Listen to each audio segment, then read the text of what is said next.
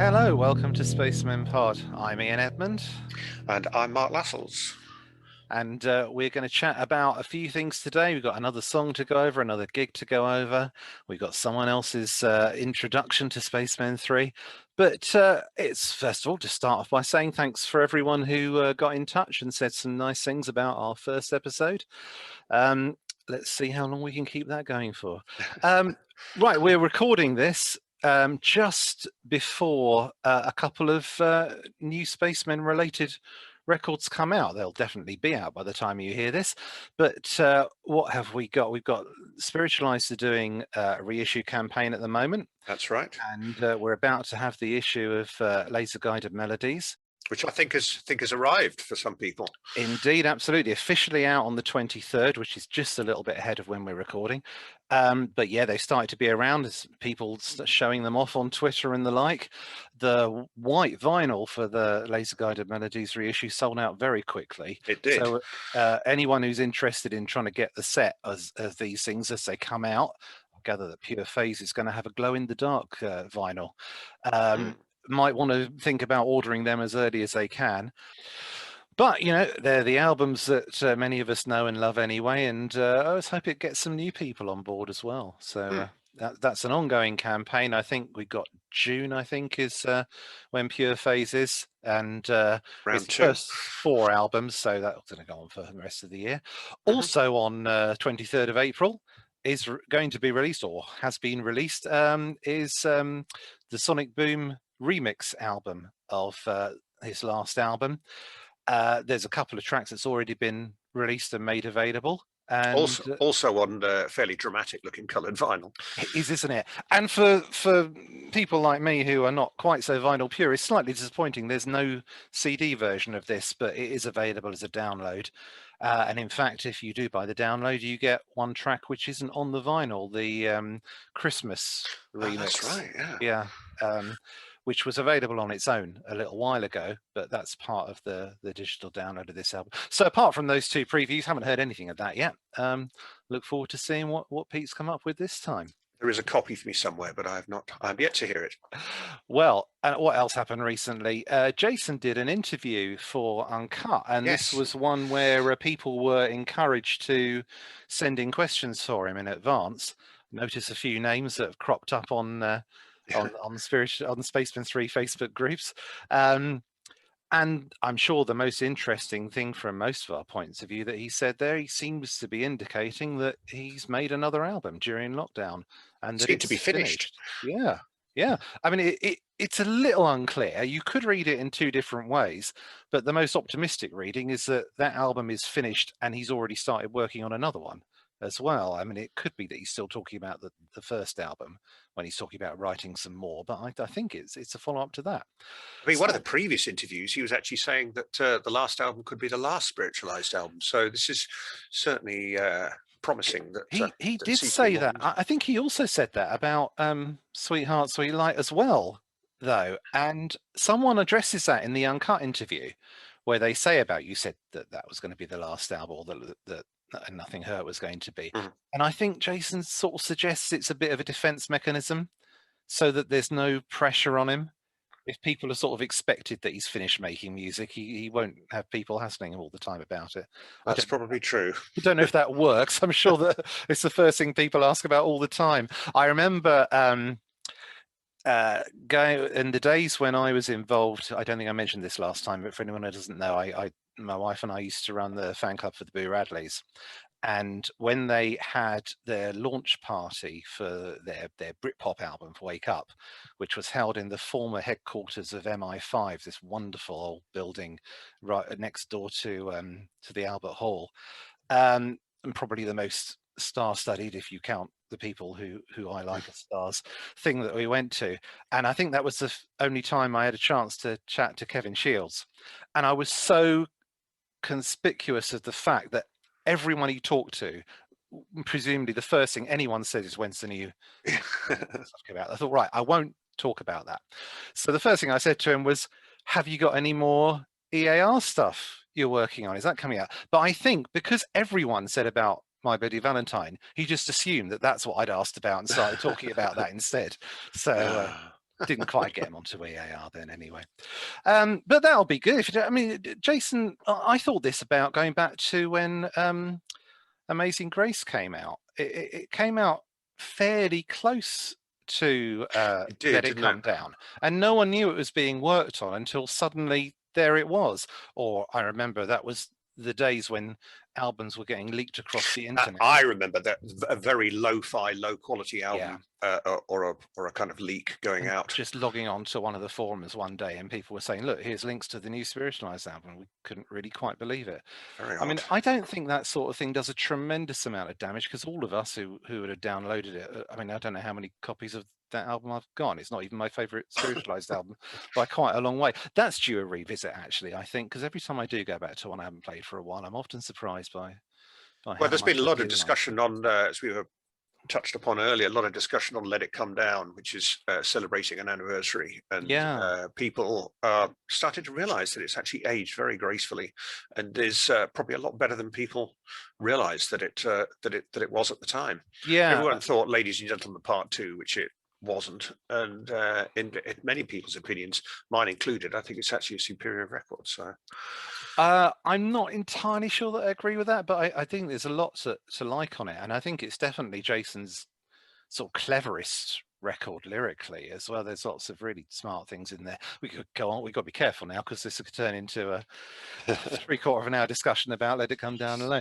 But I mean, I listened to some songs in A&E which I hadn't listened to for quite a long time recently, and again, ups and downs, but there's some on there that I really liked a lot more than I'd remembered. So yeah, looking forward. Jason, if you got it, well done. As soon as you're ready. Presumably it's not going to come out at any time to overlap with the reissue campaign, so I think we'll have till the end of the year at the earliest. yeah. But yeah, look forward to it. What else has been going on recently? Pete Bain, our Pete Baseman, has announced a couple of gigs in November supporting the Lucifer Sams. There's one at Right. the Victoria in Dalston on the 18th of November, one at Hotbox in Chelmsford on the 19th. I'll put some links to where you can get tickets for them on the page on my website where the podcast is. Could we also mention that Pete Bain is writing a book? Absolutely, yes. He's been mentioning this on his blog for a while. So that's going to cover his time in various bands. Not entirely sure. I think he was optimistic that he'll try and get it out this year. We'll have to wait and see. These things often take longer than anyone imagines. But an interesting read, that. Yeah, I'm sure that'll be super. Hopefully by November, when those gigs are, I'll actually feel comfortable enough to sit in a room with other people again. Although you never know, because by then we'll have had the summer and everyone will have mixed together again. But anyway, anyone listening to this from the future, hello, future people. It was a bizarre few years we're going through, isn't it? I think that's all the sort of current stuff. The only other thing that I've done recently, which has no natural place to be mentioned other than here, is I got hold earlier in the week of 2013 pressing of Perfect Prescription, because there's no such thing as too many copies of the Perfect Prescription, which was a bit strange in one respect, because it's a vinyl copy and I don't have a functioning turntable. Mind you, having said that, I'd forgotten almost how nice it is when you just holding a record. And holding that one in particular and just looking at it is quite an experience.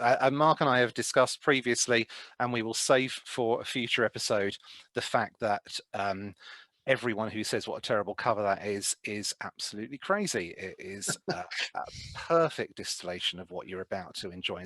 So yes, just looking at it was great. But the main reason I bought it was because it came with a download code, and I wanted to see if the download was any better than the rip I've got from Fire's 1989 CD when they first reissued it, which doesn't really sound that good. I gather the vinyl sounds pretty good, although not as good as the original glass issue. But I've always been very disappointed with the CD, and the download really sounds much the same. It's a little bit louder, a bit boosted. It's just flat, I think.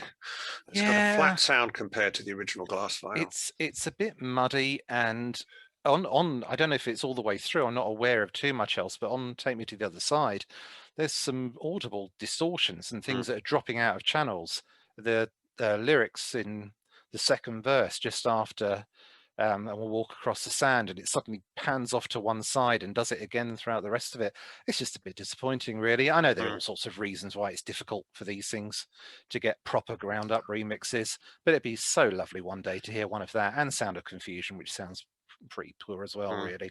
It's just a shame that Glass never actually got round to issuing CDs of that, because at that time I was working in the Virgin Megastore in London, and we were just ordering any of the music that we wanted ourselves. The music buyers would get them, and there were catalogue numbers for the Glass CDs for those 2 albums, but they just never appeared. Well, I kept on ordering them and they never happened.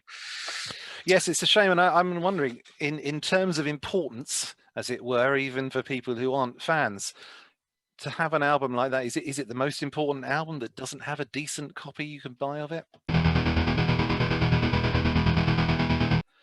Last time we spent some time chatting about what turned out to be both of our favourite Spacemen 3 songs in Feel So Good.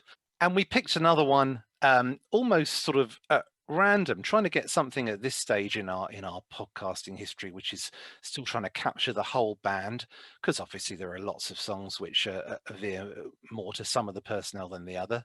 And realizing after we'd settled on this that we appear to have just taken one step back, because if you go back one track from Feel So Good on The Perfect Prescription, you hit their version of Transparent Radiation.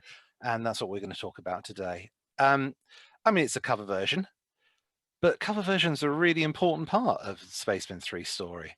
So this is a song by a band called the Red Crayola. I know very little about the Red Crayola. I think you might know it a smidgen more. I don't know a massive amount about the Red Crayola, other than they were an American psychedelic band who were also on International Artists, which is the same label as the 13th Floor Elevators, which may or may not have been how Pete and Jason discovered them.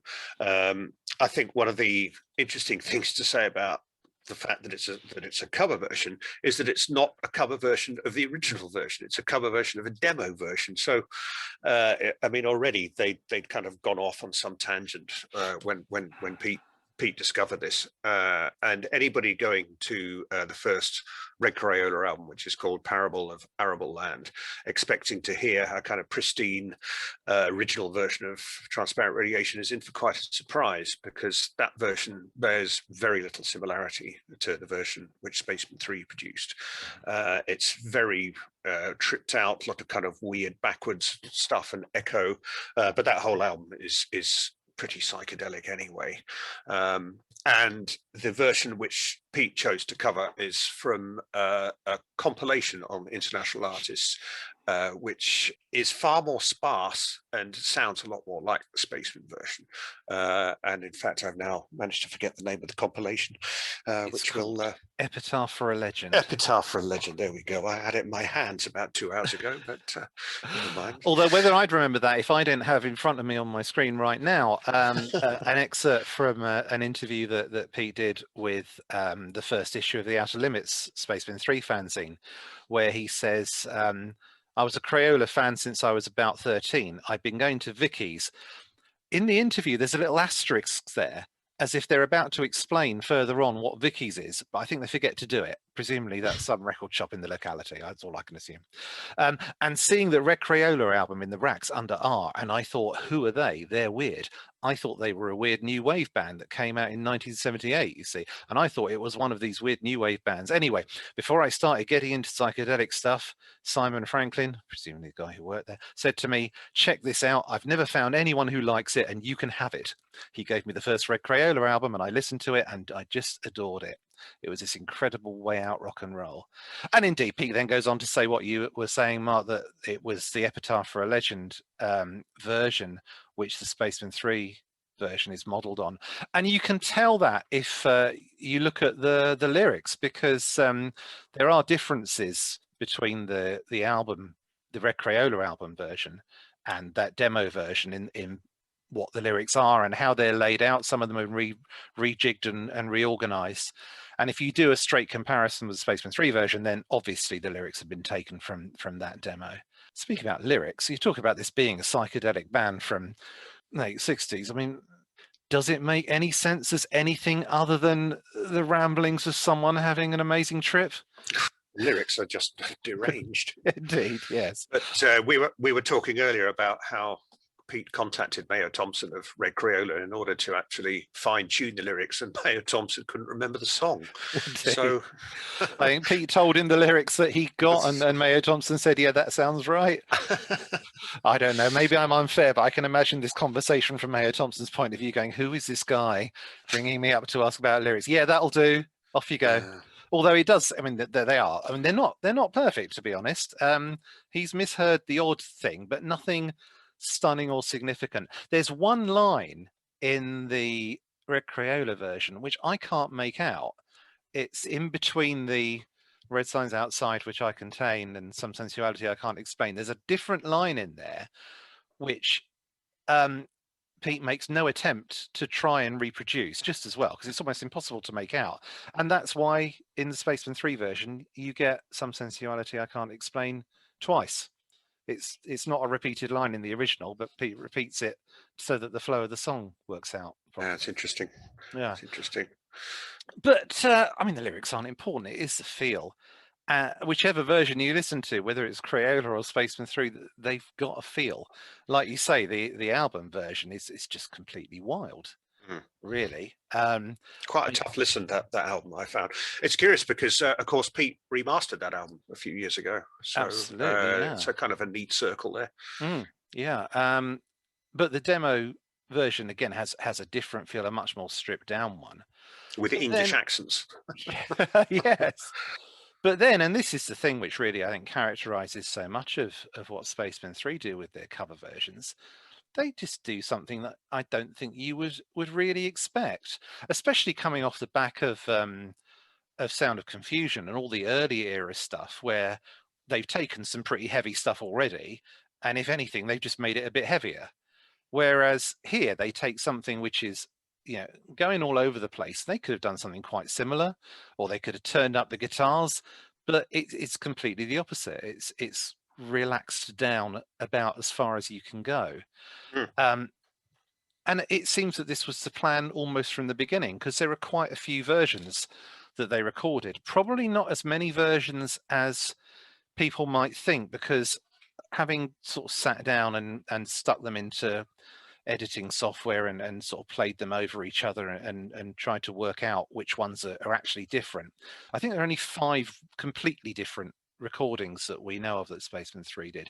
The first one is, well, not the first one that was released, but chronologically, I think the first one is a version that appears on the second CD of the How the Blues Should Have Turned Out compilation. That's right. The second track on that one. And in the liner notes, Pete describes it as just for him to learn to sing it. So it's just him and Jason on there. And it is very stripped down, and there's only chords played, and Jason's not doing any of his fancy fingering that he does in the other versions. There's a little bit of the lovely little feedback effect during the choruses that Graham Walker puts on there. But yeah, that's the most stripped down and introductory one I think we've got there. How did that end up on that disc, Mark? I'm not quite sure. I think Pete chose that one. I do have some history with this disc because it's an odd tale that Pete rang me up one day and said that he had a collection of cassettes that he'd found, and he wanted to go through them, extract the stuff that was good. And I think what he wanted was somebody who knew the music very well, but wasn't actually involved in the production or playing of it. So he asked me if I'd go and listen to these bits and pieces with him, and we could work out what to do with them, and which were good, which were bad, everything. So on one absolutely gloriously sunny day, I drove down to Rugby and spent that day and evening at Pete's house, and we went through a vast box of cassettes. He had made liner notes on everything, really. Not liner notes. He just made he jotted down notes on almost every track which he felt was worthwhile. And then we sat for, I suppose, 3 or 4 hours, just listened to all this stuff, which was an amazing thing for me to do as a fan, to just listen to endless obscure Spaceman 3 recordings, none of which had been heard before by people outside the band. Listening to them with one of the guys who made them was certainly very exciting. And we went through lots and lots of different pieces. You've obviously seen what's what came out. There were several arguments about what was going to go on and what wasn't going to go on. He wanted that first version of transparent radiation on. I like the idea of the second one, which had the strings on, because I felt that was almost like a demo for the version which came out on Perfect Prescription, because it's got Owen John's beautiful strings on it. And so a compromise was made, and both those versions ended up on there. There were a couple of other things on that compilation where there was quite a bit of disagreement. There's something which Pete wanted on called, I'm now going to have to find, it's called Tremolo Experiment, that's right. And it just seemed to be just a series of beats with a kind of warbly thing, and which he found a lot more interesting than I did. On the other hand, there was the version of these blues, which hadn't really been heard properly before, and it was a nice clean version. And I wanted that on, which Pete didn't particularly want on. And eventually, after about hours worth of argument, this compromise was made where if he was allowed his Tremolo Experiment on, then I was allowed to include these blues. So I do like to think that's one of my claims to fame, is I got that version out, which of course it came out on Dominic Martin's label as well. Well, indeed. I mean, two of the ones that you've just said you pushed to get on there were on that DJ Jones single. Because the violin mix of transparent radiations on there as well, and these blues. So yeah, well, we owe you a service, and now we can only worry as to what else didn't get on there at all. But well, he must still have those cassettes, but I really think that we went through them with a fine-tooth comb and extracted everything that was of great interest. But it was a great thing to be involved in, an amazing day, helped by glorious sunshine, and then we had a meal in the evening, and then I drove back to Leeds that night. Fantastic. Well, look, we'll get to that version with the violins in a moment. I think there's another one that was probably, I mean, look, this is my supposition, I'm afraid, but I think there's another version that was recorded before that one came on, because there's another one that doesn't have any violins on it, which well, I'd call it the rolling version. It's the one that starts off with studio chatter. Rolling. Yes, indeed. And the first time that was released was on a cassette called Oozing Through the Ozone Layer. That's right. Put out by Ziggy, a local scenester, who is Mark Webber, who went on to be in Pulp eventually.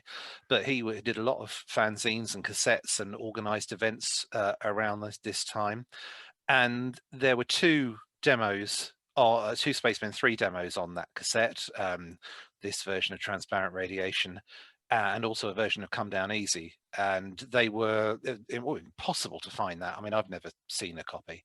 Anyone who's got one, you're very welcome to sell it to me if you like, but I doubt that I'll be able to afford what you're asking for it.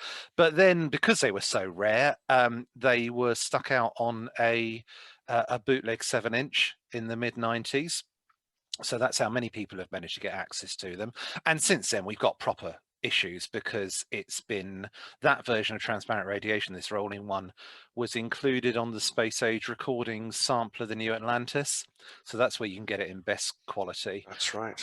It was also part of what have been known as the Out of It sessions, which were just early rough mixes of Perfect Prescription material, which the band were giving to friends and the like, and then they got circulated. But a large amount of that has been subsequently issued on forged prescriptions anyway. Also, though, it has sort of had an official release, because it is the extra track on the most recent versions of Taking Drugs to Make Music to Take Drugs To. It's called the organ version. Now, when you listen to the version on the New Atlantis, it hasn't got an organ on it, but when you sort of play them next to each other, it's obvious that it is the same underlying thing. So presumably they recorded it and then tried different versions, different things on top of it. I actually think that organ version is probably one of the least successful Spacemen 3 recordings, not because of the underlying track and not because of organs in general. There's some fantastic organ work on some Spacemen tracks, but it's just a bit too harsh for me on that one. When it cuts in, I sort of recoil a little bit, and it's a bit too much to take. That version, though, is taken from a February 1987 rehearsal that we talked about a bit last time. It's the same rehearsal that's got my favourite version of Walking with Jesus in it.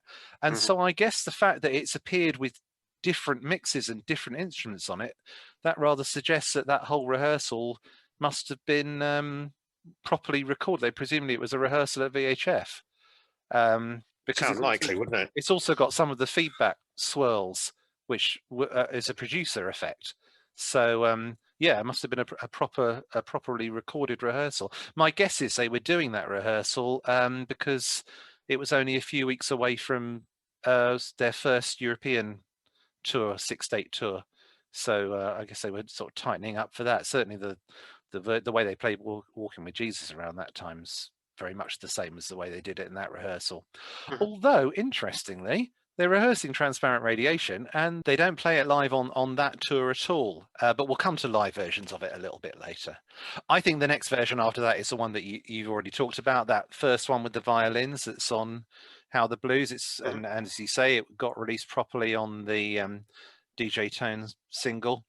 And it's starting to come together now, isn't it? You know, it's nice and well recorded. Everything sounds very clear. But also, I think everything's a lot more upfront and in your face than it is on the final versions we got on the single and album, where it's all smoothed out in a really nice way. I mean, the final ones, I feel it's almost like a blanket you can wrap yourself up in. It's so serenely put together. And this has got all those ingredients. But for example, the guitar picking is just so prominent that you can't relax to it in the same way. I mean, it's a really good recording. It's just not the final version, really. After than that, I think it is just final versions. Of course, we've got 2 finished ones because well, it's not really a 7-inch version, is it? Because there wasn't a 7-inch, but the shorter one is a bit weird. The non-flashback version. Yes. It's a bit odd, really. What do you make of that one? It's the one that's got all the different vocal tracks on it. Well, I rather like it. I like that the whole sequence of that, though. I think the way that the tracks flow into each other, I think is lovely. I mean, I think it gives you a kind of taster. I've had friends who have said that when the second version comes in, it goes on for too long, but I almost feel like it could have carried on for another 10 minutes as far as I was concerned, and I'd been quite happy. It's one of those things where they just arrive at a kind of sort of sound texture situation and they just stay there, which is what they were so good at. So for me, it's that the first version is slightly odd, but I think it's a kind of prelude to the second one. Yeah. Well, and it works with the interruption of Ecstasy Symphony in the middle. So I thought you were going to say it works with the interruption of a siren in the background, which is something I just heard. I did hear that. Yeah. Yes. Quite know what's going on outside. Yeah, I find the vocals a little bit of a challenge. Well, partly because Pete's not the best vocalist in the world, which is not meant to be a criticism, because it's feeling rather than technical skill for pretty much everything that I'm interested in. But a little harsh. But he makes references to it. He's talked about how on his most recent album, you know, that he needs an engineer in there to make sure to tell him to go and redo his vocals. He said that himself quite recently, and a lot of the time it's fine. I think it's the fact that he's singing a little higher up, not really his natural register so much. I mean, in the long version, it's nice and his usual lower pitch and works really brilliantly. But I don't think it's that's the problem so much as the triple tracked vocals. I find double tracking a bit of a strain anyway. Like I said last time, yeah, massive Beatles fan, but so many of those early recordings where everyone's double tracked, it's so obviously because they felt their voices were a bit too thin to carry them a single tracked, and it depends who's doing it. I mean, Macca is so on the case that he pretty much always manages to produce the same performance twice over, so it feels like it's just slightly phased, if anything. But Lennon, who seems to improvise it every time to be slightly different, it really feels like it's just 2 different takes going on roughly at the same time, but not quite. And with what Pete did with Transparent Radiation, you've got 3 takes to contend with. He says he put 1 on the left, 1 on the right, 1 roughly in the middle, and then throughout the mixing, move them around. And look, I think was that not the start of when he started to sort of experiment with some of the effects he could use on his vocals? I mean, if you jump forward to something like the backward echo on Honey or something like that, that's where he was really starting to add some texture and some a more experimental side to that. And well, it wouldn't surprise me. And of course, this is obviously the same time that he was experimenting to come up with Ecstasy Symphony. And that similar sort of thing, you know, put everything that's tracking all over the place. Exactly, yeah. So, you know, it was worth doing, worth trying out. Not doesn't completely hit the spot for me, but who cares when only a few minutes later you do have the final version. And I think on this occasion it is one of the cases for me where the final finished version really is where it's all perfectly come together. It's stunning. It's absolutely stunning. I think the little frills, the last note of violin on as a way to close side one.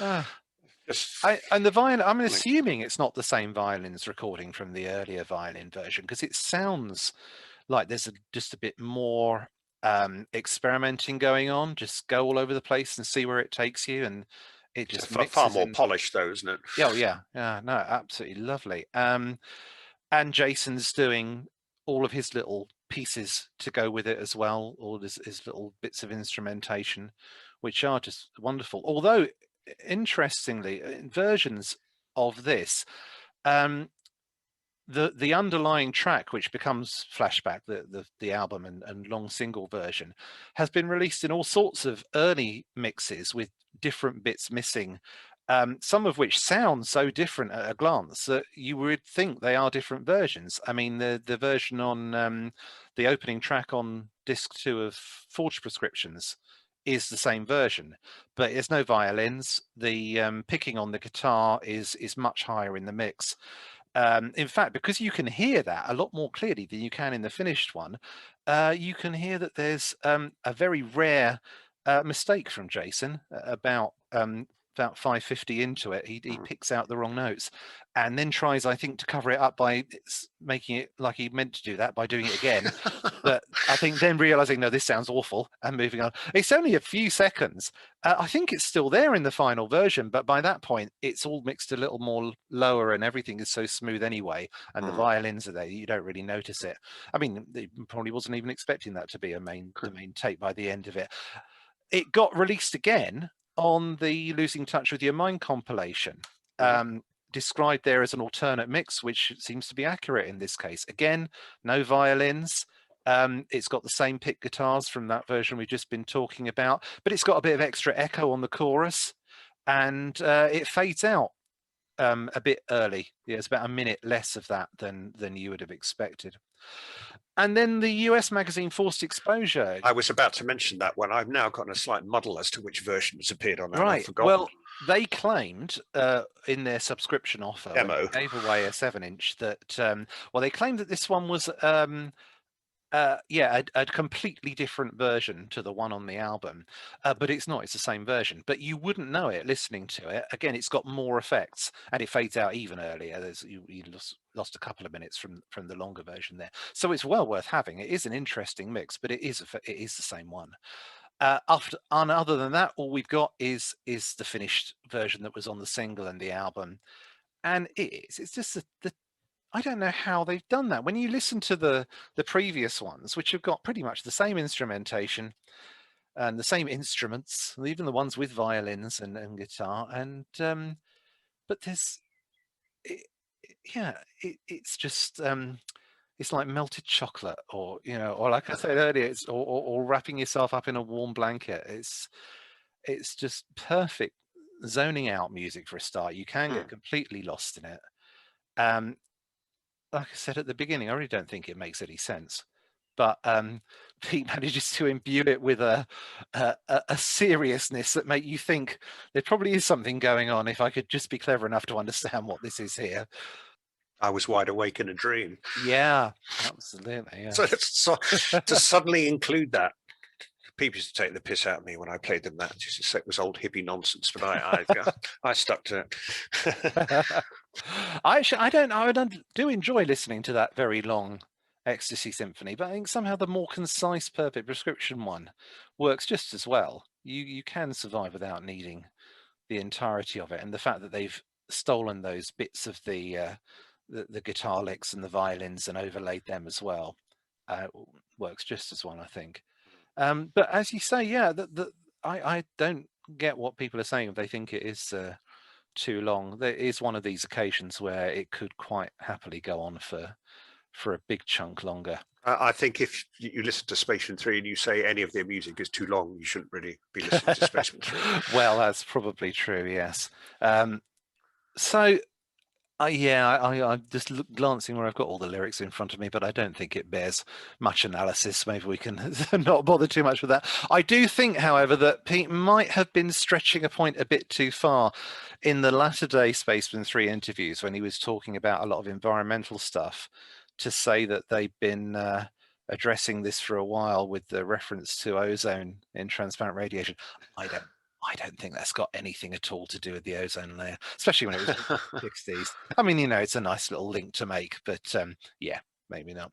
Although, great that this is one of the things that was so important to Pete, and anyone who looks at his Instagram feed or his Twitter feed at the moment will be aware that that's still one of his major preoccupations. And if you buy his album through Bandcamp, which I would recommend is the best way to get the most money to the artists. So buy your music from Bandcamp if you're not going to buy it from a local record shop. Then there's a donation from every sale he makes to an environmental charity. So yeah, do it that way. Well, I had to sit down and checked out all of the live versions I could find of transparent radiation. You must have a few. There are a few, and it is well, the first one is from November 1986 gig. So this is before it was fully recorded, certainly before it was issued. This was a couple of gigs that they did a week apart from each other, called the birthday gigs, because the gigs were one before and one just after. Both Pete and Jason, who, for anyone who's missed out on this vital piece of information in the past, have the same birthday. This is in between their 21st birthday. That sounds right. 86, yes, I think that's right. And in the first gig was described as just being new songs. And it seems that all the songs they played that night were the first performances that anyone had heard. And they do transparent radiation there. As is not unusual for many Spacemen 3 performances, it took 2 attempts. First one falls apart pretty quickly with monitor problems. And for most of the recording, the only instrument you can hear is bass. There's not much. Well, if there is any guitar going on a lot of the time, it didn't really make its way onto the recording. It's a pretty poor recording. It is a very bass-heavy recording, so it might just be that we can't make them out. I think that it's just Pete doing the chords, because he tends to come in with them in between the verses. And I'm not sure there's any Jason on there at all, but maybe that's just the recording. But it's not a bad stab. It's got a nice slow tempo, which I wouldn't bother mentioning, because of course everyone knows Transparent Radiation, nice slow song, if it weren't for what they do with it later on. So it's quite good. Pete does say at the end, you can hear him saying something like, lots of mistakes there. Quite aware it could be doing with a bit more polishing. But then after that, look, we obviously don't have recordings of every Spaceman 3 gig. We don't know what was going on at all of them, but we got quite a few in between them. But the next time it appears to be played is not until November 1988. So it's about 2 years later. Wow. At a gig at Ulu, by which point they've got a new rhythm section. So that appears to be the only that Reverberation Club looks like it's the only time that lineup ever played it live. You can now hear the band a little more clearly, and again, it's still nice and slow tempo and done a little bit like the flashback version. Still not entirely sure whether there's any Jason on it. I have to say the chords are quite strong, but that's about all you can hear. And then it becomes a bit more of a regular. There's another gig only about 2 weeks later after that, where it gets another outing. But that's this very unusual show at Drummond's in Euston. Oh yeah, that's right. I was meant to go to that. Oh, and didn't. And what was it you would have missed that would have been so unusual? What do you mean? Was it? It was. Well, that was the one that was just meant to be Pete and Jason on their own, wasn't it? But in the end, although it was advertised as Pete and Jason from Spacemen 3, in the end, Jason did go to that gig, but didn't play. And it was Pete Kember and Will Carruthers were the only ones on stage. And I don't really know how late in the day that happened. Probably quite late in the day, because Will's written before about how I think he was either a little nervous that night or just made a few mistakes, and but interesting because they did some material that doesn't usually get done, and again, it's a return of transparent radiation, which again falls apart the first time, and Pete stops and asks for more vocals in the monitor and all the usual things. Yeah, I mean, that one sort of stops during the quiet choruses, because if there's no one playing to keep it going. But it's another quite clear recording, but a very unusual and unique version then. It was always an easy song for Pete to play on his own, really. I mean, he could play it with a band or without. So. Well, that's true, of course. Yes, there's not a lot of musicianship required just for the basic chords. It's nice when there are other people fleshing it out a bit more. And again, obviously, Jason didn't play that night, so there's no extra musical stuff there. It's not until the March of '89 that it really becomes a staple. So starting with gigs in Oxford Poly and then on to Liverpool and Portsmouth, it's showing up now as an encore. But again, in those playings, maybe it's just the recordings, but still no evidence of Jason taking any part in it. You can only hear chords rather than any little twiddly bits done over the top. Some of those are really nice, though, still played nice and slowly, and some of the stuff that Johnny's doing on the percussion is quite extraordinary. Little rolls of gentle cymbals and things like that. That sounds really nice. I think the Oxford Poly one might be like the definitive recording of that version of it. Then they go off for their big '89 European tour, and it's a bit of a staple for most of that. And Jason's definitely playing from that point onwards, because you can hear lovely little bits over the top.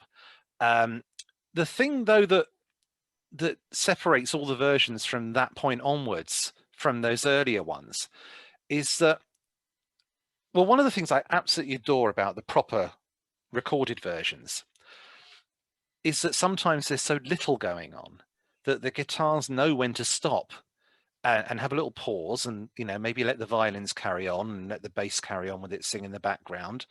But slowly during the live versions, the guitars were a bit more continuous, and this European tour at the beginning of it is where the guitars are a little more chug chug chug,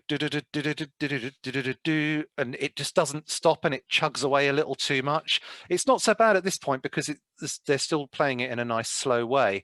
By the time they get to Belgium and Denmark, it's got a bit faster. And then by the time they've got to Switzerland at the end of that tour, it's moved to being the opener away from the encore, and it's really a little bit full on, I think, with the guitars. And I just think it's a little bit of a shame. Lots of people really like it, and the crowd reactions are fantastic. So I think I'm perhaps in a bit of a minority here. I think it's just taken it a little too far away from what I loved about it so much originally, that it could do with a bit more space in between stuff. And this carried on when they came back to the UK, because it gets a few more outings. I think the gig you were at Waterman's Art Centre, Brentford. Was that one you were? No, mine was the Hammersmith Riverside Studios. Yes, sorry, you're so right. I'm getting that confused. But that Waterman's is almost a solo piece from Pete. Again, it breaks down at the beginning, doesn't it? He has to. Yes, indeed. Start it again.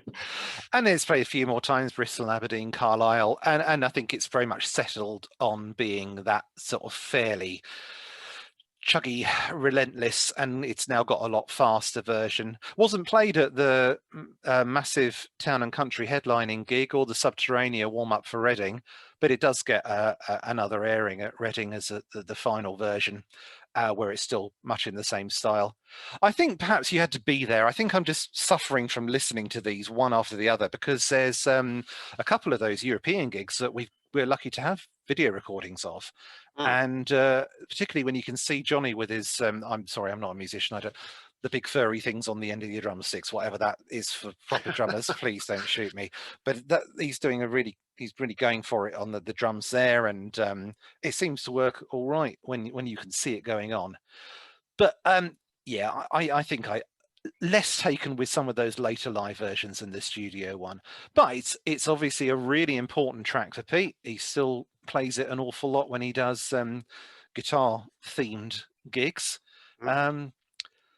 And overall, it always amazes me when people can see something in a song which I would never have noticed. I do find those Crayola things a bit of an effort to listen to, and I wouldn't have thought that you could have heard a song like that and then done something along the lines of what Spacemen 3 did with it.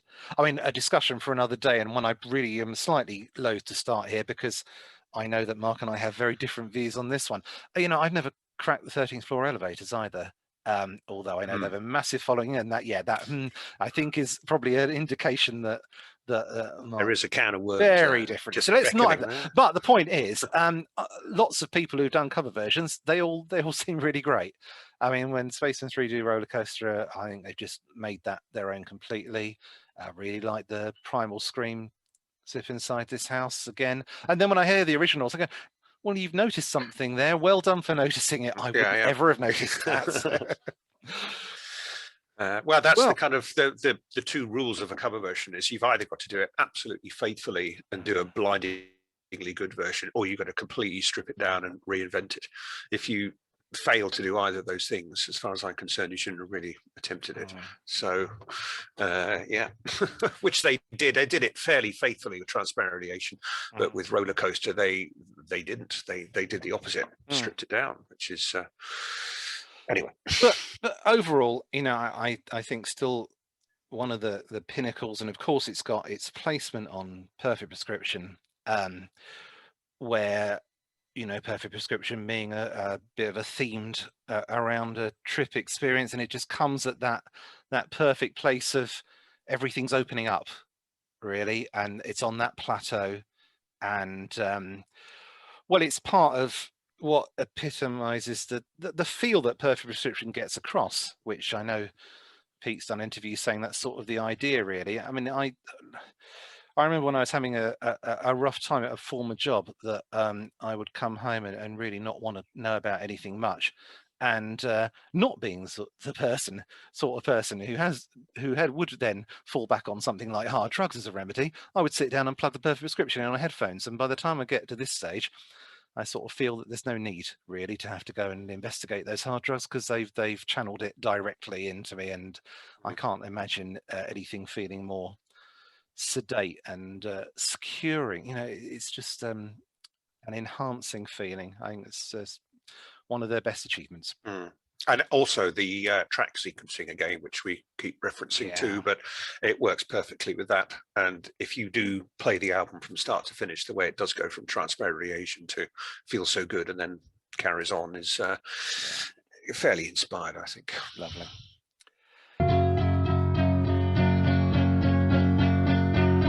Few people said how much they enjoyed our chatter about how we discovered Spacemen 3 ourselves last time, what our favourite songs were. And since that's a story that everyone's got their own version of, we thought how nice it would be to hear some of those. So this time we've got some input from a friend of ours who I am not going to introduce because he's about to introduce himself. So I'm Greg Jarvis, and I lead a transatlantic space rock orchestra called the Flowers of Hell. And back in the 90s, I used to do marketing for both Spiritualized and Spectrum when I was at a label in Eastern Europe in Prague, and then later in Moscow as well. And that's me. I first heard of Spacemen 3 when I was 17. I was at university and I was in the campus radio station. And I remember this German exchange girl going on. She'd found like a Spacemen 3 album in the campus station library, and she was all, Spacemen 3, they are super, they are super. So it just kind of made that note in my mind. And then, a few months later, I was going through a girl's cassettes, and she'd lived in Holland for a bit, this other girl, on a military base there with the Canadian Forces. And she'd found Dream Weapon in a delete bin. So she'd gotten Dream Weapon. And she also had a compilation that had Revolution on it. So I copied those off her. I remember listening to Dream Weapon going, wow, those Germans are fucking nuts if this is what gets them excited, I'd copied Playing with Fire on top of the Beautiful South's big debut album thing, right? So I think it shows where my music taste was shifting, but I hadn't listened to it that much. And then I was 19 working for Dedicated in Canada that was going through BMG. And we got the advance of laser guided melodies. And I gave it a listen, but it was just kind of all so much going, whoa, because my synesthesia, I see all timbres as shapes. And so it was just kind of a big block. And so it just didn't register for me. It was too much. But then a couple months later, this woman, Nadine Gelino, who was heading up all the alternative music stuff for us, she was going, I think Laser Guided Melodies is the best album we've ever put out at this label. And so I gave it another listen. And on the second listen, I was like, oh, fuck, this is amazing. I've never seen, heard anything like this, so much going on. And then a few weeks after that, they came through town on the roller coaster tour with the Mary Chain. And seeing that show, it just completely blew my mind. It was in a huge arena. And it really was just Paddy Farr's lights and the five of them making that Laser Guided Melodies sound live. And it was a Halloween night. And I remember, since it was Halloween, we're all from the label, but we're on to a label party that was happening after. So we're all dressed up. And I was dressed as Ace Frehley from Kiss, and I don't even like Kiss. Sat next to the A&R girl dressed as a Borg, and on my other side, the legal assistant, and she was dressed as a hooker. And we're all just stoned, blown away. And I remember when their set ended, it was like, we didn't stick around for the Mary Chain because it was just so mind blown. Yeah, that's how I got into them. Then after that, I spent the next decade trying to figure out how did they make that sound and getting all the releases that had led up. And, it's kind of great because I was listening to them kind of in backwards order, deconstructing how they got to that. And then through that deconstruction, I was trying to learn, how do you make a sound like that? I always consider Laser Guided Melodies to be a Spacemen 3 album. It might say Spiritualized on the packaging, but when you think the advanced singles said Spacemen 3 on them, which was a bit of an issue, right? And when you look at the personnel on it, it's everyone who's on, half of recurring, plus somebody doing some very simple keyboard stuff, right? So to me, it's a Spacemen 3 album, because although Pete's not on it, so many of Pete's ideas are on it. And you see as Jason evolved that those ideas were no longer on Jason's work. So if you can agree with me on Laser Guided Melodies being a Spacemen 3 album that's mislabeled, then I'd go with Angel Sigh. For Spacemen 3 themselves, it's hard to pick a favorite amongst so many greats, but Revolution is still just, a real touchstone for me. Just the power that's in its simplicity and in its lyrics. For me, it's really hard because I really love the full gamut of things. I mean, the tremolo picking on some of the stuff on taking drugs to make music to take drugs to is really, that's just fine. Absolutely up there as one of my favorites for sure. A big part for me with that Spacemen 3 sound and that early Spectrum, early Spiritualized thing is, as a timbre-shaped synesthete, I see all sounds as shapes that are all around me. And nothing has so many layers going on, interacting with each other so perfectly. And so it's the use of all the different timbres, all the different instruments and production sounds on those and the effects on those, mixed with that Kraftwerk-like precision of how it all flows together absolutely perfectly. It's right there on Playing with Fire that part of the manifesto is accuracy. And that accuracy with all that creativity, there's nothing else that sets off my synesthesia like that sound. Thanks very much, Greg. That was lovely. I mean, one of the things that Greg talks about there, in case anyone doesn't know what he's referring to, he talks about having synesthesia. And so this is a condition where people's senses sort of cross over each other. I don't think there's any one flavor of it. I mean, some people talk, for example, about being able to taste colors, for example. I think in Greg's case, he sees sound. So all of us would probably say that we feel the music that we like, but in his case it's a bit more literal, and so that's the references he's got there to the synesthesia and effects of listening to things like those early Spiritualized records and then going back and then checking out the Spacemen 3 ones. I can only imagine what Dream Weapon must feel like. That's something we might, let's go back and ask him for a bit more detail on that.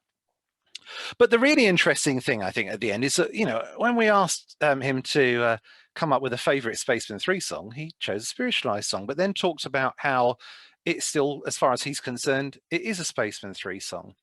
And this is something that I thought about a while ago. And Mark and I have talked about this, although I don't think I articulated it very well at the time. I mean, when does Spacemen 3 end? I mean, you could say that it ended in 1990 or even late 89, even though Recurring didn't come out to 91. Okay, there's still a Spacemen 3 album, but it's 2 separate albums. People aren't playing together on it. Well, in that respect, it is a Spacemen 3 album. And in what way is Soul Kiss or Laser Guided Melodies any different? They both feel like they've got the same ambience, the same driving motivation for the sound that you're after. So I'm with Greg on this one, really. I think they both still carry that feeling. In fact, I think yeah. Sorry, go on. No, please. I was just going to say, I think that Greg makes a very good point about that, because many of the songs for Laser Guided Melodies did come from the Spacemen period. But if you actually take something that we were talking about a little bit earlier, which is the fact that Soul Kiss and Laser Guided Melodies came out fairly close to each other. I think that Laser Guided Melodies was March. I can't quite remember when Soul Kiss came out, but Laser Guided Melodies in March and Soul Kiss in June. So very close together. Yeah. And these were the first big records that Pete and Jason released separately. And to me, I could hear every part where Pete would have played on Laser Guided Melodies, and I could hear every part where Jason could have played on Soul Kiss. And it really was taking the two parts of the band, separating them, but their vision was obviously continuing. And it wasn't until probably about 3 years later that really that Spaceman vibe changed. Jason was playing a different style guitar. His wah-wah style changed completely. I still miss those foot stomping, squelching wah-wah sounds, which nobody ever made as good a wah-wah sound as Jason Pierce did. And he doesn't play it like that now. It's just a case of how things moved on. But till about 95, if you're talking about the year that Spacemen 3 kind of ended, I'd say that it would have been around then, because we had another Spectrum album in the form of Highs Lows, which seemed to continue with a similar kind of vibe as Soul Kiss. I absolutely love Highs Lows. And you could say that Jason was still making that same sort of vibe with Pure Phase. Oh, I completely agree. I think Pure Phase is, again, as much of a Spacemen 3 album as the other ones. So much on there is it's got that same ambience and feel. And Highs Lows, yeah, I mean, well, the first half anyway. I know that you absolutely adore it all the way through. I think the second side's slightly less successful, but the first half's gorgeous, and there's still stuff to enjoy all the way through it. Yeah, all very much the same feeling. Rather conveniently, for anyone who wants to have a closing chapter to all this, it's in June 95 that Translucent Flashbacks comes out, making those early singles available to people again, which have been very hard to get for a long time. And that feels like quite a nice closing chapter.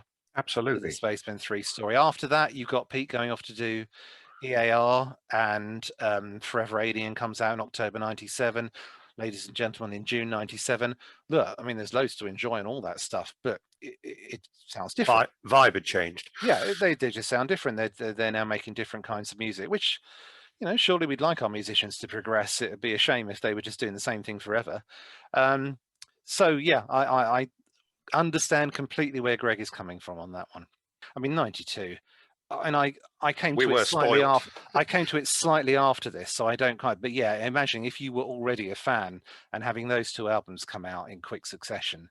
The anticipation of those albums was quite something. I can tell. I mean, I remember both of them racing home with both of those when they came out, desperately hoping that my oil pack Soul Kiss would not split on the way home. And it's I still have it. It's I do keep it in a separate sealed plastic bag so it won't spoil the rest of my record collection should the worst happen. Yeah, there's an interesting story about that Soul Kiss packaging. When I went to talk to Pete to do an interview when I was doing the Spacemen 3 record collector, I didn't actually talk to him about Spacemen 3. I wanted that one to have equal input from Pete and Jason, and since we didn't get any input from Jason, I didn't want to just probe Pete about it. And there was loads of stuff out there already, but I did have a hope that I might follow that up by selling Record Collector an article about Pete's solo stuff and another one about Jason's. It didn't come off in the end, but I did get as far as writing up Pete's one. And he had a story to tell that I'd never heard before about that. So this is a little bit from the written up article that never got published.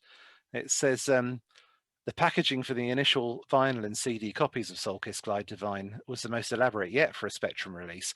The sleeve was constructed from transparent plastic, molded in several sheets to allow oils to be trapped between different layers. Commonly known as the squish pack, these are remarkable artifacts, especially the larger 12-inch version.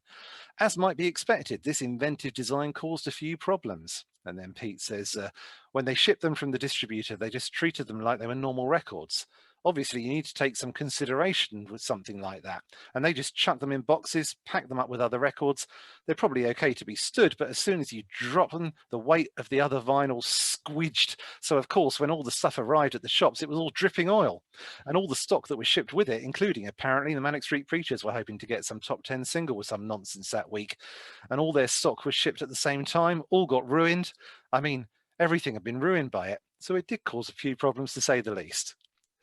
And I then go on to say that whether it can be directly attributed to Kemper or not, it's worth pointing out that the CD of Motorcycle Emptiness came in a cardboard digipack rather than a jewel case, and that it only reached number 17. Yes. So we may have Pete to thank or not thank, depending on your view of Manic Street Preachers, which is definitely not a conversation that we want to. No.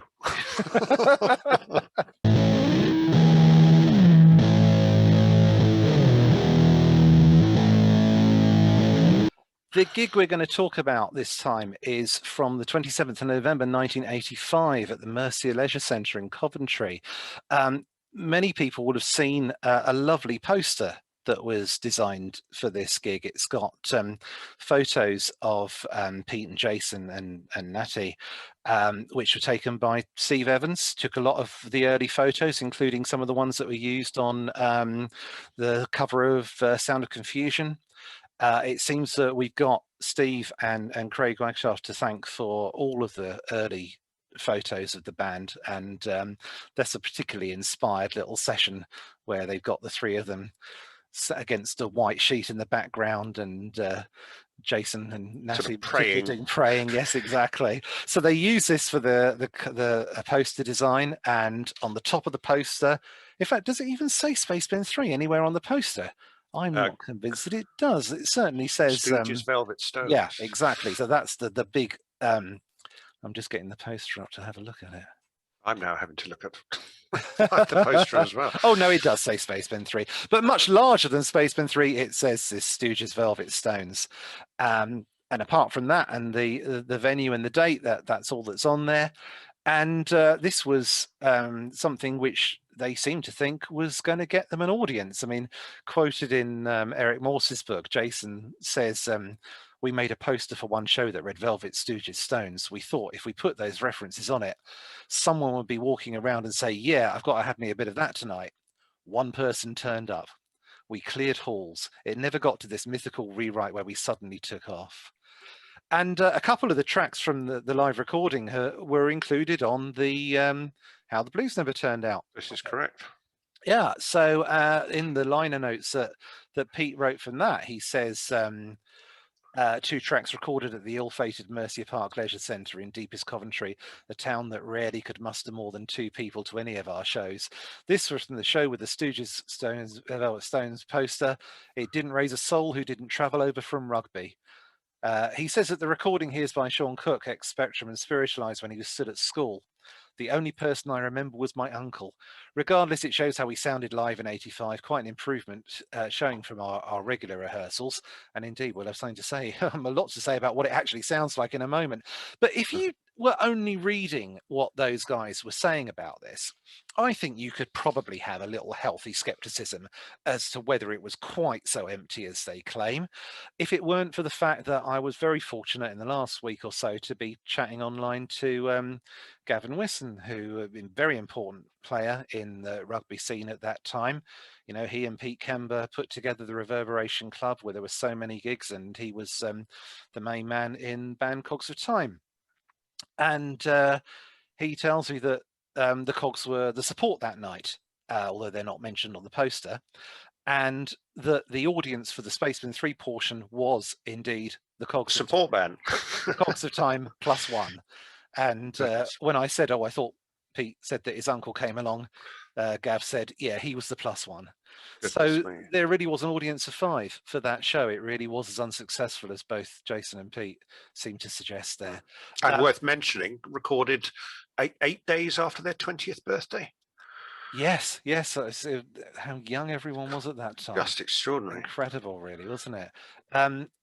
So the audience being the Cogs, that was Gavin and his brother Darren on guitars and vocals, and Anthony on bass, and drumming for the Cogs of Time that night was Tim Morris, who had not long been a member of Spacemen 3 for a brief while as well. And there were actually more people in the audience, although briefly, for the Cogs set than there were for the Spaceman set, because Gav says, all I remember is the lack of a crowd, and these Taekwondo kids asking us to play our wild cover of the Tamron's Wild Man again as we just finished playing it. We didn't, they walked out. So as I said to him, you never know whose dad works for EMI. Who knows what would have happened if you had played that cover to entertain them for a second time. But yeah, I mean, how Spinal Tap does this all sound? There were some people there, but they're just wandering through at the back. The venue, so presumably the venue, well, it was called a leisure centre, so must have had some sporting activities going on at the time. The venue still exists. It was sold for just under $1 million in 1988. By the guy who owned it at the time, who was former Coventry Rugby International Keith Fairbrother. Sold, and the new owners sold it on a year after that, and then it was put on the market again in 95. And then it was finally sold by auction in October 2011, with the bidding starting at 1p. It was one of those. It was expected to go for about $250,000, but in the end it went for $2 million. There seemed to be someone who really wanted it, who just almost instantly bid $2 million and scared everyone else off. It's now just called the Mercia venue, and seems to do functions and weddings and occasional combat sport things. No sign of there being gigs there anymore, though. No Spaceman 3 blue plaque yet. Not yet. No. One day, well, I think we should tour the country, putting them up in our wake. Although it seems that most of the places you could put them up in rugby have now been demolished. That's very sad, seeing people on groups that talk about what's going on in rugby with their pictures of demolished Imperial and other places that host gigs. Anyway, Pete thought the recording was done by Sean Cook, but Gav's pretty sure that he wasn't there, although who can say? It's a long time ago. Memories are a little, well, Sean, if you're out there, you seem to be off grid these days. Wouldn't that make the audience number 6? Well, it might have swelled to those numbers. Increased it by 20%.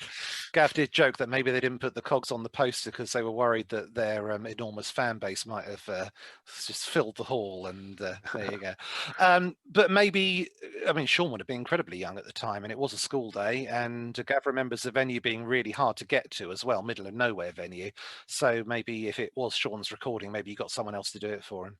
But yeah, onto the recording. I mean, why is this an interesting gig to look at, apart from all that background detail and the famous poster? Because it's Spaceman 3 as a 3-piece. This is in the time, after a few early gigs when after that, Tim Morris and Pete Bain left to join the Push. And by this point, that's finished as well, because Tim's now in the Cogs. But Pete Bain hasn't rejoined Spacemen 3 yet. He does very soon after this, very soon indeed, because only 9 days later at a gig at the Reverberation Club on 6th of December, that's Pete Bain's return gig. But at this point, we get a chance to hear a really nice, clear recording of how they were, just as Pete and Jason with Natty on drums. And is it any the less for being that? You don't really spot the lack of bass, do you? It's quite remarkable, actually, because on Spaceman gigs where there is a bassist, it's often one of the most prominent features and the one that makes you think this is what's making the Spacemen 3 sound. And that's definitely true. We talked last time about Pete Baines playing at that gig at the Rose Club, and obviously Will is just an absolute powerhouse as well. But yeah, somehow it's not actually missed here. There's something about, well, it's not just the fuzzy guitars, and that he's doing an awful lot, really. There's a lot going on in the background, especially from the beginning on 235. You know, he's juggling a few things there with the cymbals and the tambourine, which is really just on the top of a cymbal anyway. But it really is. It's still steaming ahead, and if anything, I think it gets better as it goes on. I think Natty gets heavier, but by the time he's bringing the intro in of OD Catastrophe or TV Catastrophe, it's phenomenal. Yeah. Yes, absolutely. There's real weight behind his playing. I mean, there are still, remarkably, the typical Spacemen 3 enormous gaps between songs. Yeah. I'm not quite sure what's going on because you can't hear that much tuning up going on. I guess it's not like they had an audience to keep on the boil. They could afford to make their friends wait a bit. Did you not manage to spot some video game that had entranced you in your youth playing in the background? I think that, yes, presumably if it's in a big hall, and I gather it is quite a big hall, then like lots of sports centres and the things where they have little arcade games that you can play after you've done your sport. I'm pretty sure there is an arcade game playing in the background, and it's one that I recognise the noise of. So in the hope that anyone can help us out, here is that sound you can sometimes hear between songs.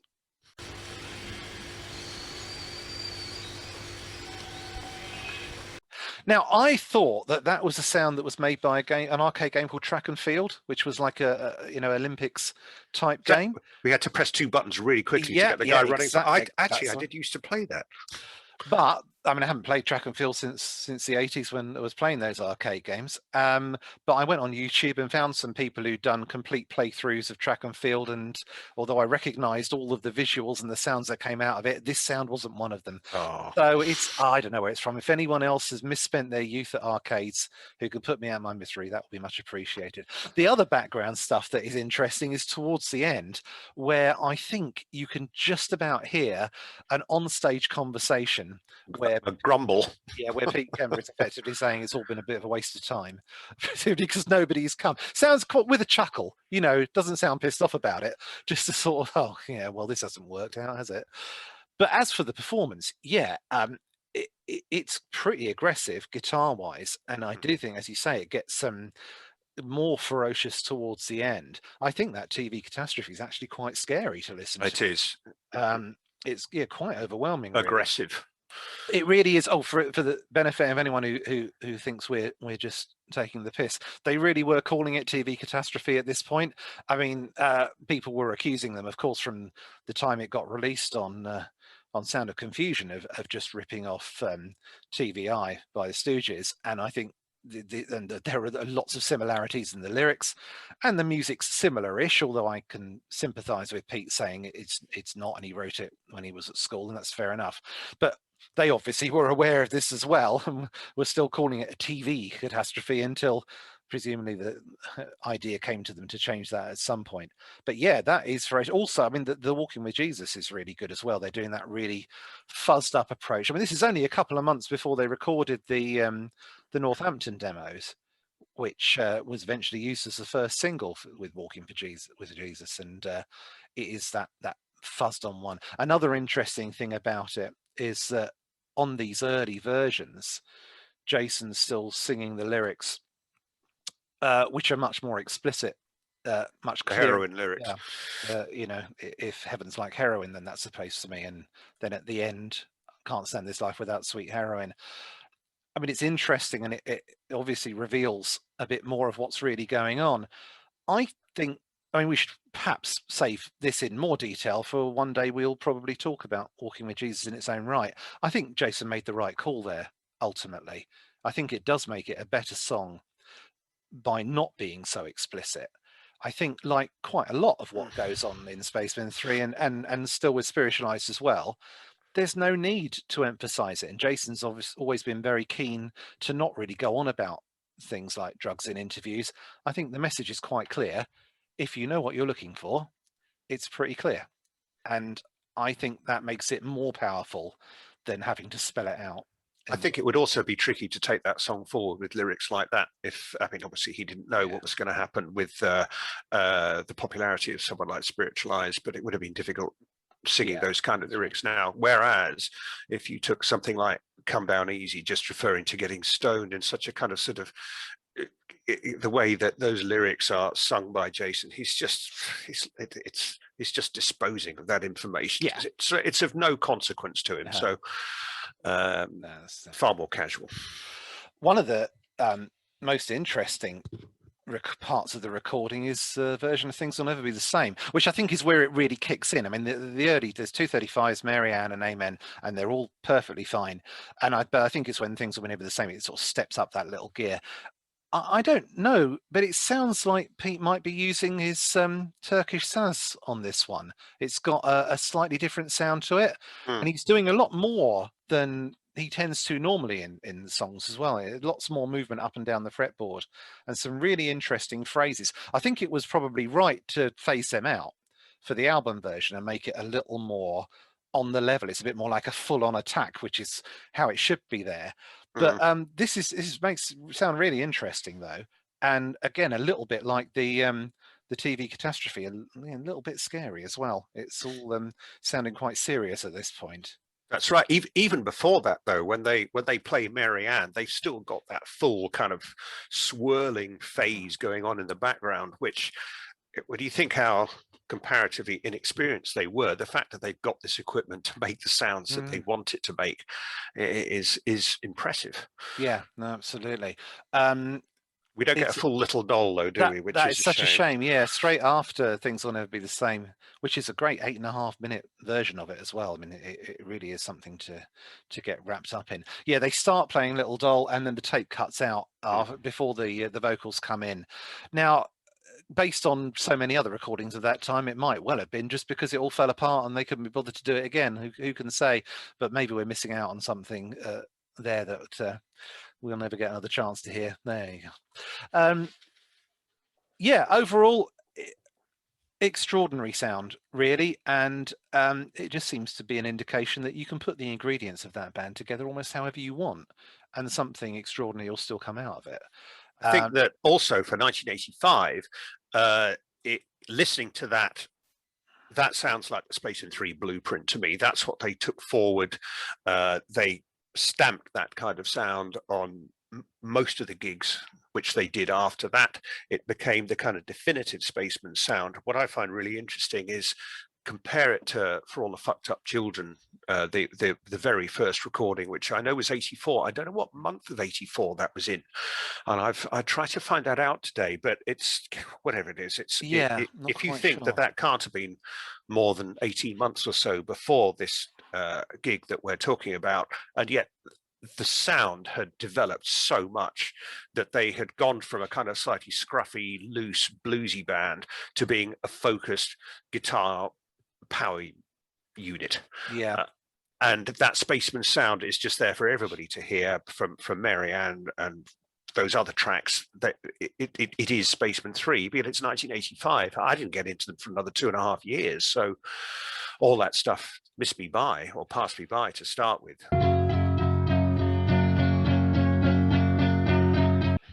Well, continuing our idea of talking about other bands that were either around at the time or influenced by Spacemen 3, or just anyone who we think that you might be interested in, Mark's going to have a chat about a band which perhaps I'll just light the blue touch paper and retire at a safe distance as I turn you over to Mark to tell us all about Loop. Well, certainly a little bit about Loop, who I think are worth mentioning in fairly early in our podcast as the elephant in the room. There can't be many Spacemen 3 fans who don't know about Loop. I was actually a Loop fan before I got into Spacemen 3. I'd seen them supporting the Butthole Surfers in, I think it was February '88 at Ulu. Very impressive. Friend of mine knew Josh, who is the singer and guitarist, who the main guy in Loop. He'd been in various bands with him over the years, and suggested that we get there early enough to see Loop, and they were very impressive, loud, pretty heavy, pretty aggressive, very hypnotic. And I started buying Loop singles. Then I saw Spacemen 3, my opinions changed, and then I started finding out a little bit more about it. Loop were definitely influenced by Spacemen 3. It doesn't matter what anybody says. You only have to look at the artwork of the first few singles, the first album cover, and indeed, if you listen to the music, you can hear a lot of similarities. What's interesting is the first Loop 12-inch. I don't think actually particularly does sound like Spacemen 3. The cover's certainly been influenced by it. Josh was working for Glass Records at the time that the Spacemen were signed, and Pete and Josh knew each other. The first few Loop gigs were supporting Spacemen 3, so there's a definite connection there and a definite influence. Where it really took off in terms of the crossover, I think, was with the second Loop single, second Loop 12-inch, which is called Spinning.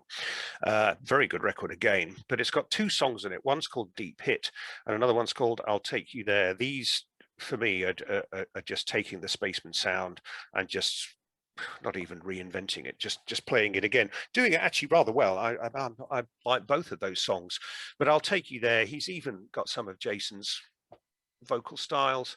There's a lot of Jason's guitar in it. The cover seems to be just taken straight from a Spaceman live show, and on it went. By the time the second Loop album came out, Fade Out, I think that things had changed. They had a much harder guitar sound. They'd ceased to go for the kind of droney edge, although that does appear a little bit. And I think that really from that point on, they moved off into another direction.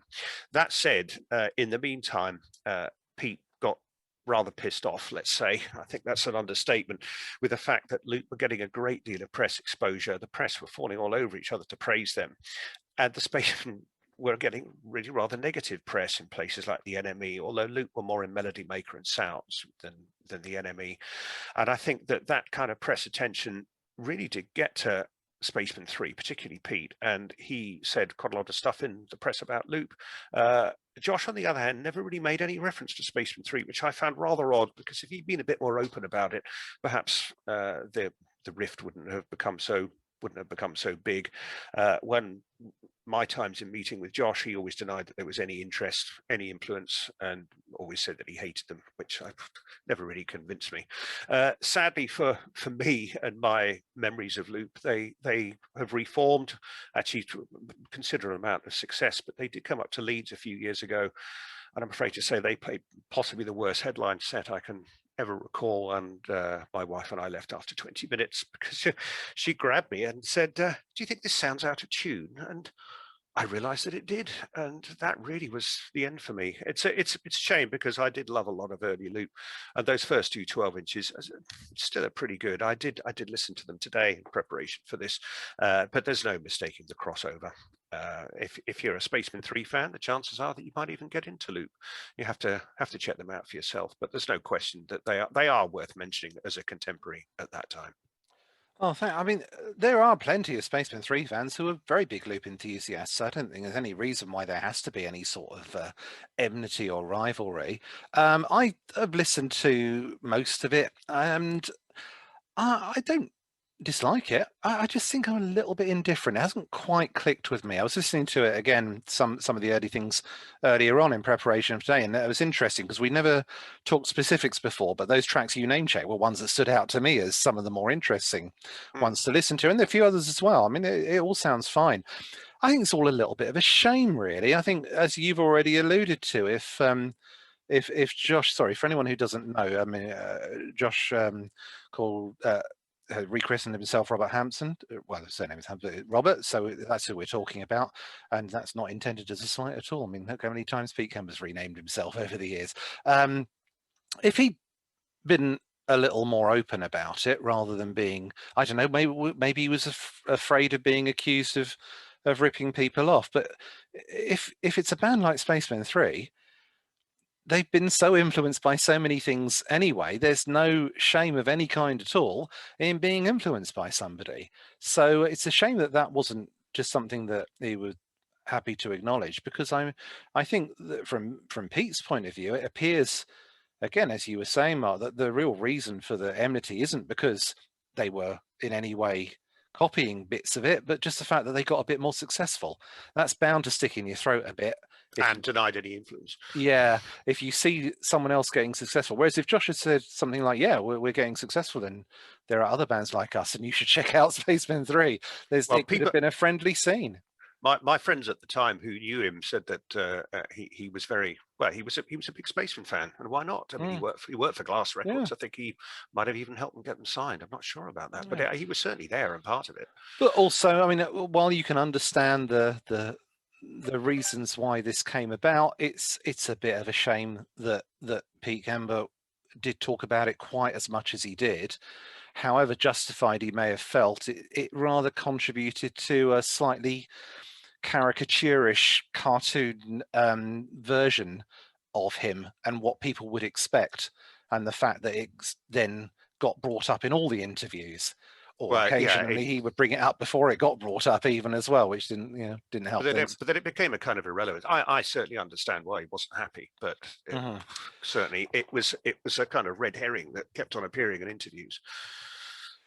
So yeah, I mean, shame, but Mark has made it clear no reason why you can't be a massive enthusiast of both, and this is a discussion that comes up in the places where we hang out, where people talk about Spacemen 3 things, and they've got a good following as well. And despite your experience, I wasn't there, so I couldn't comment on it. It was I was gutted. Yeah, good. Well, still, but good that people get a chance to come back. I mean, it's occasionally you get these reunions which turn out to be unexpectedly, well, that as well, but I'm thinking more on a positive side, ones that you wouldn't necessarily expect that would happen, and then the time appears to be right, because whatever the realities of that, I remember a lot of people being very enthusiastic when they were announced they were back together. It got a lot of people very excited. I was talking with another friend of mine a few years ago about this, because he couldn't quite believe how much enthusiasm there was when Ride got back together. But I had to remind him that we were both a little bit older. Well, in fact, I very clearly remember when Ride were first getting successful, I was very aware of this being the first time that I was quite keen on a band who were conspicuously younger than me. And if you weren't older than Ride, if you were their age or a bit younger, I can see how they were a really important band for people at that time. And I think that explains a lot of the enthusiasm for them getting back together. They really were sort of pretty much the first top 40 indie guitar-y band like that. I suppose you could say House of Love maybe just about preceded it, but I think Ride had a more appeal to the kids, as it were. We also chucked in that they were also influenced by Spacemen 3. Well, yeah, I mean, Andy Bell has made no secret of it, and thus hasn't incurred anyone's wrath as a consequence. Yeah. Not that they were contemporaries, because of course Ride came along a little bit later. But yeah, Andy Bell has often, on many occasions, talked about his love for The Perfect Prescription. And well, Andy, if you would like to come on and tell us your Spacemen 3 story, we would be very grateful. Absolutely. No, I mean, there's some real chewy guitar on that first Ride EP, which first time I heard it, I thought, blimey, I know what they've been listening to here. Oh, but lovely band, Ride. I mean, they went through lots of phases. Let's not get into that now, because people have different opinions at different eras of them. But, I stuck it out and saw them, I keep saying last year, but it wasn't, because we've missed a year. It was the year before. See anything last year? No, indeed. It was when they were playing in the Hyde Park all day with The Cure. Oh, right. Yeah. So that was nice to get to see them then. In fact, there was a guy, I until recently worked in a school, and the school I'm in, all the kids have iPads. And one day this 15-year-old boy, I think it would have been, came up to me and said, "Oh, I think I've left my iPad in the classroom next door that's locked. Can you let me in?" And so I opened it up, but you can't just give out iPads to the first kid who says it's theirs, or they'd all go missing completely. So I got him to type in his code to unlock it. And when he was doing this, I noticed that his lock screen was the cover of Vapor Trail. And I said, how do you even know who Ride are? He said, "Oh, they were my dad's favourite band, and now they're mine."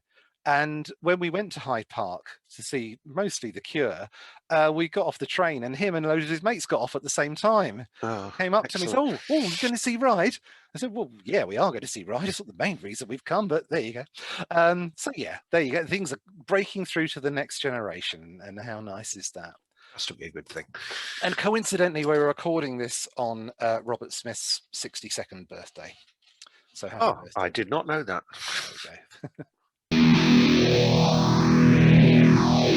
Okay, thanks for listening. Who knows what we'll be chatting about next time? We haven't really thought about that yet, but I hope you have enjoyed a bit of our waffle for now. Until next time, we've been Spacemen Pod. Thanks for coming. Thanks very much. Goodbye.